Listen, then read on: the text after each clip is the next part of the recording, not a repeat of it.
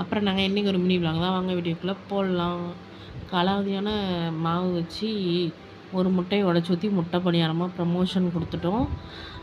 அதை வந்து பார்த்திங்கன்னா காய் சீவர கத்தியவே நம்ம வந்து குச்சாக மாற்றிட்டோம்.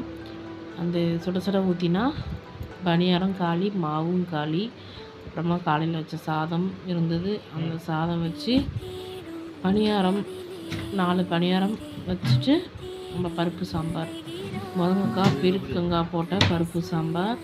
அப்புறமா எக்ஸ்பீரி ஆக போகிற முருங்கைக்காய் ஒரு 2 நாளில் எக்ஸ்பீரி ஆக போகுது, அந்த முருங்கைக்காயும் எடுத்து வச்சு பச்சை பயிர் தாளித்தது இதெல்லாம் வச்சு இன்றைக்கி ஒரு சூப்பரான சாப்பாடு சாப்பிட்டாச்சு. அதில் வந்து கொஞ்சம் சாதம், கொஞ்சம் பச்சை பயிறு, அப்புறமா அரப்பு முருங்கைக்காயில் இருக்கிற அரப்பு எடுத்து வச்சு நல்லா பிசைஞ்சு சாப்பிட்டா அவ்வளோ அருமையாக இருக்கும். வாங்க சாப்பிடலாம்.